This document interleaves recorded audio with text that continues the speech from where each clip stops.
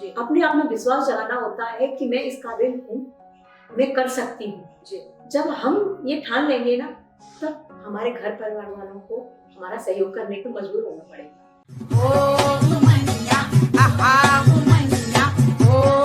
देवियों और सज्जनों, स्वागत है आपका कौन बनेगा करोड़पति में से लेकर सदी के महानायक अमिताभ बच्चन की आवाज में 1 करोड़ तक टीवी पर सुनना ही एक रोमांचक अनुभव होता है।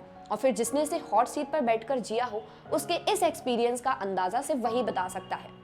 किस्मत से आज हमारे साथ एक ऐसी ही पर्सनैलिटी है जिसने इसे एक्सपीरियंस किया है, व साथ ही ग्वालियर का देश भर में नाम रोशन किया है।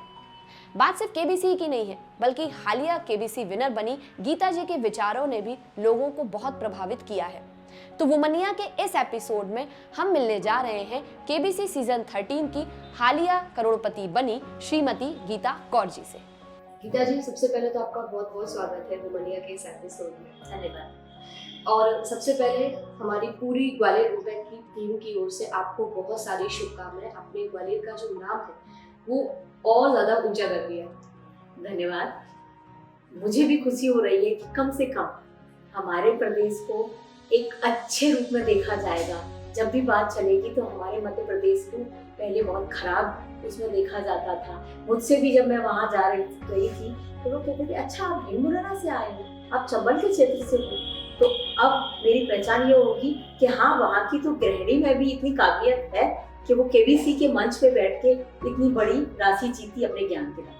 तो मुझे अच्छा लग रहा है कि मैंने एक अपने प्रदेश को, अपने राज्य को, अपने शहर को, अपने गांव को एक नई पहचान दी। गीता जी, मैं आपकी केबीसी की जर्नी के बारे में जानना चाहती हूँ कि ये जो जर्नी है ये कैसे शुरू हुई, मतलब कब माइंड में ये थॉट आया कि हाँ केबीसी में जाना। सच बताऊं, जब से केबीसी आया और मुझे सामान्य ज्ञान की किताबें पढ़ना और हमेशा नई जानकारी एकत्रित करना मेरा शौक था। जब ये आया तो मुझे लगा कि कभी इस मंच पे जाऊं तो मुझे एक पहचान मिलेगी, क्योंकि हमेशा से मैं गृहिणी बनकर सब कुछ करना चाहती थी। मुझे बहुत अच्छा लगता है घर में खाना बनाना, रिश्ते निभाना, परिवार के बीच में रहना, अपनी संस्कृति से जुड़ के रहना, सब कुछ अच्छा लगता है। पर साथ में मुझे ये बहुत शौक था कि मेरी अपनी भी कोई पहचान होनी चाहिए। तो उसके लिए मैं ये चाहती थी कि मैं कुछ तो ऐसा करूं कि जिससे लोगों को लगे कि मेरे अंदर कोई काबिलियत है, मेरी अपनी खुद की इन सबसे हटके भी पहचान है। हम महिलाओं को बचपन से क्या होता है कि माँ बाप के घर में माँ बाप या भाइयों के नाम से जाना जाता है, शादी के बाद पति के नाम से जाना जाता है। मतलब जैसे कि हम सब कुछ करते हैं पर हमारा कोई वजूद ही नहीं होता है। परंतु मुझे ही मंजूर नहीं था। मैं ये चाहती थी कि ठीक है, मुझे पति के नाम से जाना जाता है, बहुत खुशी है, मुझे बेटे या बेटियों के नाम से जाना जाता है, बहुत खुशी है, पर उसके साथ साथ मेरा अपनी खुद की भी पहचान होना चाहिए और उसे मैं अपने ज्ञान के आधार पर बनाऊं। इसलिए मैंने ये केबीसी की तैयारी शुरू की। तो ये तैयारी आप कितने सालों से कर रहे थे? लगभग 16-17 साल से। ओके। और उसका परिणाम आपने देख लिया कि आप वास्तव में दिल से मेहनत करते हो ना, तो ईश्वर भी आपको फल देने के लिए मजबूर हो जाता है। मैंने सुना है कि आपकी जो शादी थी वो बहुत कम उम्र में हो गई और फिर शादी के काफी सालों बाद आपने वापस से पढ़ाई करनी शुरू की। तो कितना मुश्किल रहा था, मतलब वो जो पीरियड होता है कि शादी के बाद इतने सालों बाद वापस से पढ़ाई करना, कितना चैलेंजिंग रहा? हाँ, वो भी LLB करना, जिसमें ना आपको बहुत लिखना पड़ता है और आपकी बिल्कुल आदत छूट चुकी होती है, क्योंकि आप उस विद्यार्थी जीवन से गृहस्थ जीवन में प्रवेश कर जाते हैं, जहाँ आप माँ है, बहू है, पत्नी है, चाची है, मामी है, बहुत सारे रिश्तों में जुड़े हुए हैं। तो आप पढ़ाई के बारे में सोच ही नहीं सकते हैं। उसके बाद 16-17 साल बाद आप पढ़ाई शुरू कर रहे हैं। थोड़ा सा कठिन था, पर मुझे चैलेंज लेने की आदत है और उन्हें पूरे करने के लिए अपना 100% देने की आदत है। मैंने पढ़ाई को लिए ये भी अपना 100% दिया और अच्छे से LLB कंप्लीट की। और केबीसी में आने का एक रीजन ये भी रहा, LLB के बाद मैं सिविल जज बनना चाहती थी। ओके। परंतु जब मैं वो परीक्षा देने चली तो मैं ओवर एज हो चुकी थी। LLB करने का जो इतना गैप जो हो गया, फिर बहुत निराशा और हताशा हुई कि मैं ऐसे अपनी पहचान कभी नहीं बना पाऊंगी। तब फिर मैंने अपना रुख केबीसी के मंच की तरफ मोड़ा कि एक दिन मुझे इस मंच पे जाना है, हॉट सीट पे बैठना है और अपने आप को साबित करना है, अपनी पहचान बनाना है। तब से मेरा प्रयास जारी था। बीच बीच में ऐसी परिस्थितियां आती रही, कभी बेटी की शादी है, कभी और परिस्थिति, थोड़ा सा गैप हुआ, तो मैं भले ही वहाँ के लिए अप्लाई नहीं कर पाई, परंतु मैंने पढ़ाई बंद नहीं की, पढ़ाई फिर भी करती रहती थी। जब मुझे फुर्सत होती थी तो मेरा एक ही काम था कि पढ़ाई करती रही, और उसका आप देख रहे हैं परिणाम सामने। मेरा आपसे एक सवाल ये भी है कि आपने जिस तरह से आपने अपनी स्टडी को कंटिन्यू रखा, आपको जब भी फ्री टाइम मिलता था आप पढ़ते थे, आपने उसका यूज़ किया, लेकिन हॉट सीट तक का जो सफ़र होता है वो बहुत ही चैलेंजिंग होता है, तो वो सफ़र आपका कैसा रहा? सच बात है, ये बहुत चैलेंजिंग सफर होता है। 9 मई से रजिस्ट्रेशन स्टार्ट हुए थे, आप समझिए। और मैंने रजिस्ट्रेशन किया, उसके बाद फिर अगले राउंड में सिलेक्ट हुई, फिर उस राउंड से फिर एक अगला राउंड आया, उसमें सिलेक्ट हुई, फिर उसके बाद मुझे पीआई के लिए यानी पर्सनल इंटरव्यू के लिए भोपाल बुलाया गया, फिर वहाँ मैं गई, फिर वहाँ से सिलेक्ट हुई। तब मैं उन भाग्यशाली 10 लोगों में आई जो अमित जी के सामने बैठ कर फास्टेस्ट फिंगर खेलेंगे। और फिर उन सभी राउंडों में जो सबसे चैलेंजिंग राउंड था मेरे लिए वो फास्टेस्ट फिंगर का राउंड था, क्योंकि मैंने कभी भी कंप्यूटर नहीं चलाया, कभी भी लैपटॉप नहीं चलाया, और एक गृहिणी मोबाइल भी कितना चलाती है, तो इन सब चीज़ों से दूर थी। और वहाँ मेरे साथ कंपटीशन मेरे बच्चों की उम्र के बच्चे भी थे जो आज कंप्यूटर की दुनिया में पैदा हुए हैं, जो दिन रात कंप्यूटर, लैपटॉप या मोबाइल इस तेजी से चलाते हैं कि हम जैसे लोग उनके सामने खड़े नहीं हो सकते। परंतु मैं डरी नहीं। मैंने कहा कि आखिर ये बच्चे हैं, इंसान तो वो भी हैं, जब वो काम कर सकते तो मैं क्यों नहीं कर सकती। मुझे सिर्फ पढ़ाई अच्छी की है, ज्ञान मेरे पास भी है, मुझे समय तो निकालना है। बस मैंने उसी पे काम किया कि मेरा फोकस ये है कि मुझे आंसर सही भी देना है और जल्दी भी करना है। केबीसी में पहुंचकर इतना बड़ा ह्यूज अमाउंट जो है वो आपने जीता है, तो कभी सोचा था कि हाँ इतना बड़ा अमाउंट आप जीतेंगे? सच बताऊं, मेरी सोच में हमेशा से यही था कि मैं इस तैयारी से जाऊं, जिस दिन वहां जाऊं, क्योंकि ये जो मंच है इस पे बैठने का मौका एक ही बार मिलता है किसी को, तो वहां जाऊं तो मैं इतना बड़ा अमाउंट जीतूं। हाँ, मैं ये नहीं कह सकती थी कि मैं इतना जीत पाऊंगी या नहीं, मगर सोच में था। और मेरे से केबीसी की टीम ने भी मुझसे एक बार पूछा था कि मैं वहां जाएंगे तो आप क्या जीतना चाहोगी, तो मैंने कहा मैं सपना तो बड़ा ही देखना पसंद करूंगी, कोशिश तो मेरी 7 करोड़ की रहेगी, पर नहीं कह सकती कि मैं कहाँ तक जाऊंगी। ये सब कोई भी दावा नहीं कर सकता कि वो कितना खेल पाएगा, कितना जीत पाएगा, या कैसे प्रश्न मिलेंगे, उन्हें कैसे अटेम्प्ट कर पाएगा, ये मैं भी नहीं कह सकती थी। पर हाँ, सोच बड़ी थी मेरी। सोच में यही था कि मैं ज्यादा से ज्यादा जीतूं, इसलिए मैं ज्यादा से ज्यादा पढ़ाई भी करूँ। तो इन सब चीज़ों में ये जो पूरी प्रोसेस थी, यहाँ से लेकर के सी तक का सफर, इसमें आपको आपकी फैमिली का कितना सपोर्ट रहा? अगर किसी भी लेडी के साथ फैमिली का सपोर्ट नहीं हो तो वो कभी नहीं कर सकती। मैं पढ़ाई कर सकती थी, पर मुझे पीआई के लिए ले जाना है या ऑडिशन के लिए ले जाना है, लेके तो फैमिली मेंबर को ही आना है ना, मैं अकेली तो आज तक घर से निकली नहीं हूँ। तो ये मेरी फैमिली का सपोर्ट था।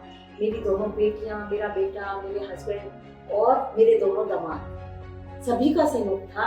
और मुंबई तक ले जाने से लेके पीआई तक ले जाने के लिए कभी मेरी बेटी दामाद गए और वहाँ भी मेरी बेटी गई, तब मैं ये सफर तय।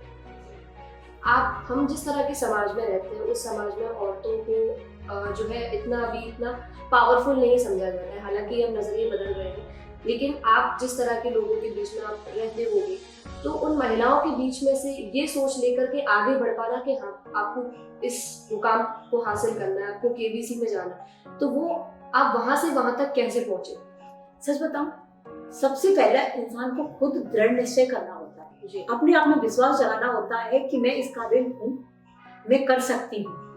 जब हम ये ठान लेंगे ना, तब हमारे घर परिवार वालों को हमारा सहयोग करने को मजबूर होना पड़ेगा। वो दिन रात मेरे को मेहनत करके देते थे कि मैं रात को 12 बजे सारे काम से फुर्सत होके फिर मैं पढ़ रही हूँ, रात के 2 बज रहे हैं, 3 बज रहे हैं, किसी की नींद खुल रही है, अरे अभी आप सोई नहीं, कहा मुझे नींद नहीं आई। तो जब उन्होंने मेरी मेहनत, लगन देखी, तो फिर सारे लोग, मेरे पूरा परिवार मेरे सहयोग में था। अगर आपको इतना वो है तो ठीक है, आप करिए, हम आपके साथ हैं, आपको जो मेरी हेल्प की जरूरत है। सभी ने, मेरे पूरे परिवार ने मेरा सहयोग किया था कार्य। और मैं चाहती हूँ कि हर परिवार को, अगर उनके परिवार की गृहिणी कुछ करना चाहती है, आगे बढ़ना चाहती है, तो मेरे परिवार की तरफ सहयोग करना चाहिए। जैसे और भी महिलाएं होती हैं, आप उनके बीच में रहते होंगे, तो जैसे कभी डिस्कशन होता होगा तो आप ये कहते हो कि नहीं, मैं जो है केबीसी में जाना चाहती हूँ, मेरा ये ड्रीम है, तो उन लोगों के क्या रिएक्शंस होते थे जब आप उनसे इस तरह की बात करते थे?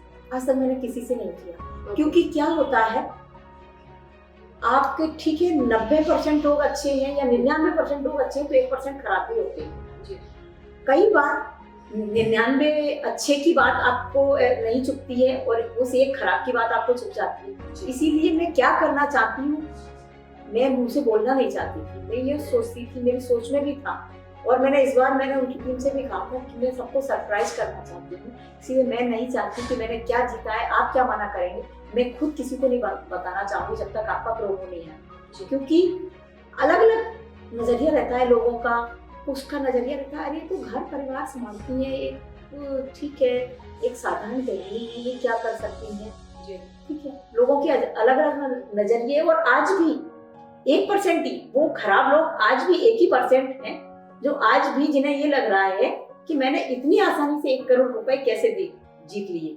उन्हें मेरे 16-17 साल का तब नहीं मालूम, मैंने कितनी रातों की नींद खोई है, उससे कोई मतलब नहीं है। मैंने एक गृहिणी के तौर पे अपने बच्चों को, परिवार को, रिश्तों को संभालने के बाद ये सब किया है, उससे कोई फर्क नहीं पड़ता। उन्हें तकलीफ इस बात से है कि मैं 1 करोड़ इतनी जल्दी कैसे जीत गई। तो मैंने अभी उससे पहले भी कहा है, उन सारे लोगों को मैं चैलेंज करती हूँ खुला कि गीता सिंह ने तो ये कर लिया, एक साधारण गृहिणी थी। मैं आपसे कहती हूँ, आप 24 घंटे पढ़ाई करिए, आप कुछ मत करिए और फिर मेरे वैसे मुकाम पे पहुंचिए, उसके बाद मुझसे या मेरे पे कमेंट करिए कि कैसे पहुंच गई या क्या कर लिया। सोशल मीडिया पे लोग 1% ही लोग हैं जो विरोध कर रहे हैं, 99% लोग मुझे बधाइयां दे रहे हैं, मेरी जीत से खुश हैं। उन 1% लोगों को गीता सिंह गौर का खुला चैलेंज है कि आपके पास 24 घंटे हैं, मेरे पास गृहस्थी संभालने के बाद मैंने ये किया है। मैं कहती हूँ आप 24 घंटे की पढ़ाई करके मेरे वाले मुकाम पे पहुंचिए, तब मेरे से बात करना, उसके पहले आप मेरे से बात करने के हकदार नहीं हैं।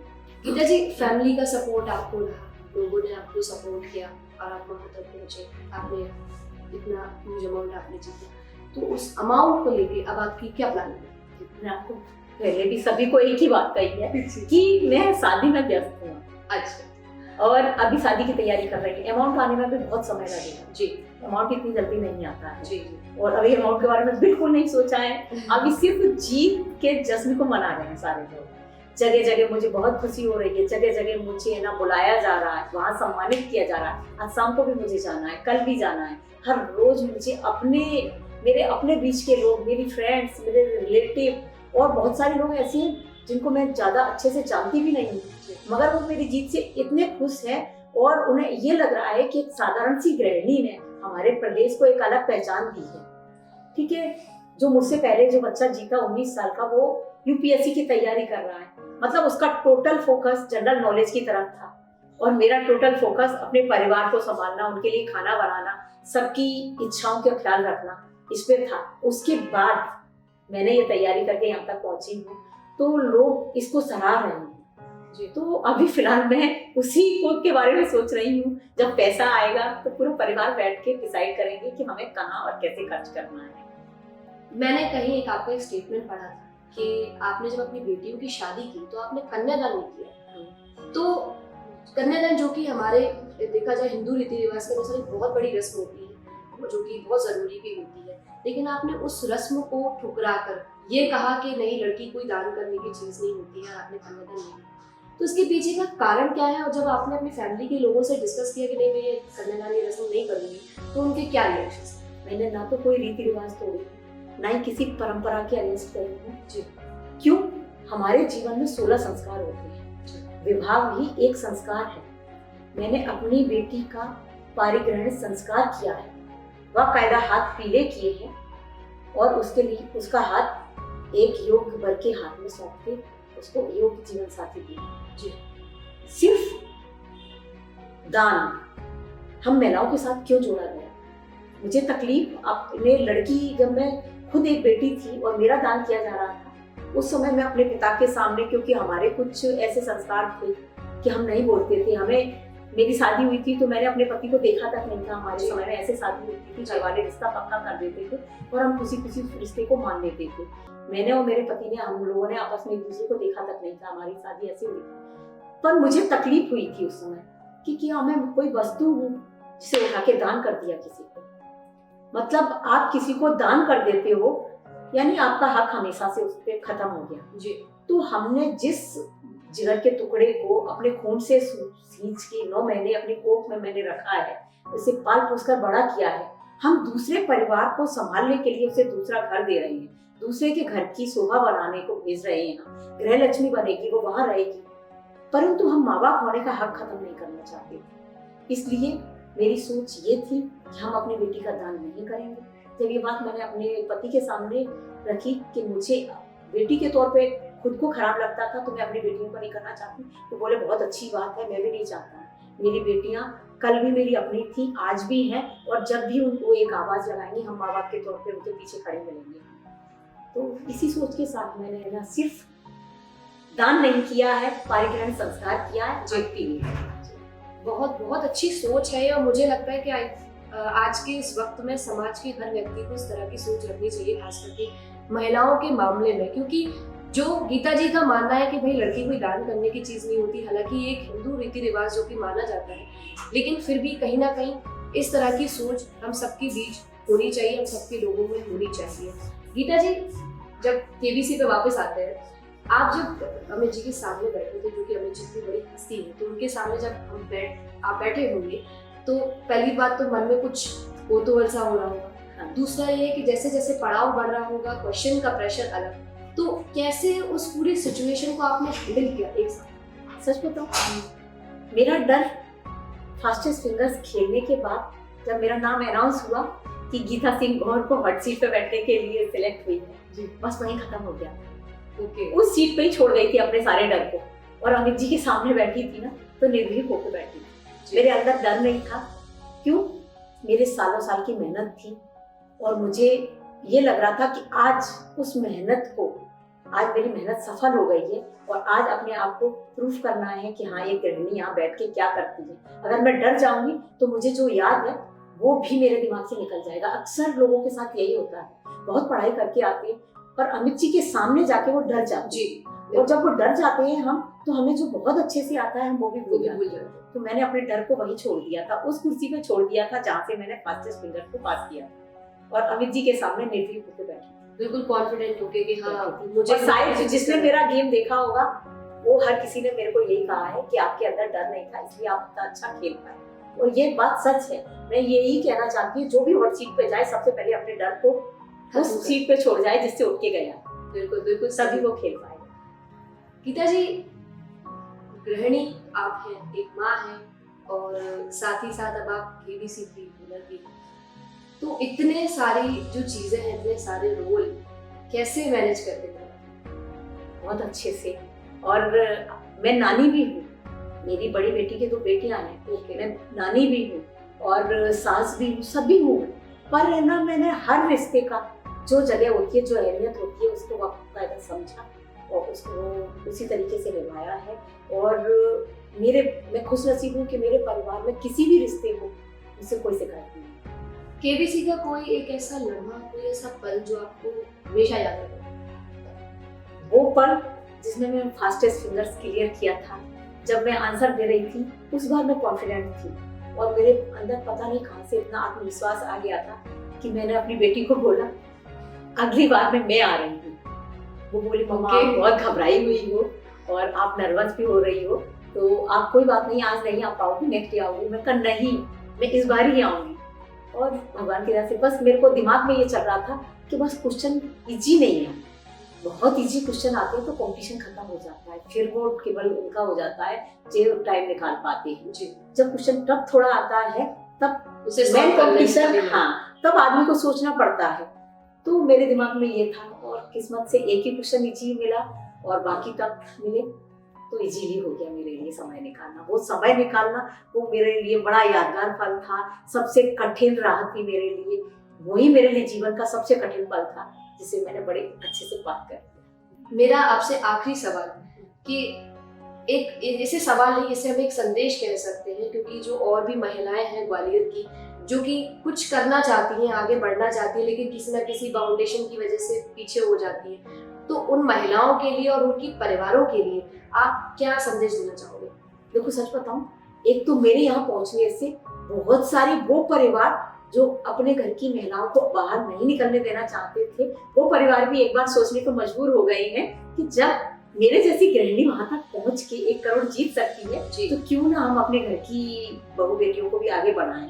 बहुत सारे परिवार अपने आप ही उन्हें ये प्रेरणा मिलने लगी है, और बाकी परिवारों को जो आज भी नहीं सोच रहे हैं, उनसे मैं यही कहना चाहती हूँ कि अगर आपके घर की महिलाएं जो घर परिवार की रीढ़ होती हैं, उनको अगर कोई लगन है, उनके अंदर मेहनत करना चाहती है, वो कुछ करना चाहती है, कुछ करने का जज्बा है, तो उनको सहयोग करिए और देखिए, हो सकता है गीता सिंह गौर की तरह वो भी आपका, आपके परिवार का, आपके प्रदेश का, आपके शहर का नाम रोशन करे। बिल्कुल बिल्कुल, जरूर नाम रोशन करेंगे जिस तरह गीता जी ने हमारे शहर का नाम रोशन किया। उम्मीद करते हैं कि ग्वालियर की हर महिला ग्वालियर का नाम जो है वो जरूर रोशन करेगी। बहुत बहुत धन्यवाद आपका गीता जी, हमें अपना कीमती वक्त देने के लिए और हमारे साथ जुड़ने के लिए, और भविष्य के लिए आपको और भी ढेर सारी शुभकामनाएं, आप इसी तरह आगे बढ़े और भी कई सारी जो सफलताएं वो हासिल करें। धन्यवाद। तो मेरे साथ मौजूद थी गीता सिंह गौर। आप देखते रहिए ग्वालियर इम्पैक्ट। कैमरामैन रंजीत के साथ मैं हूं मिताली। नमस्कार।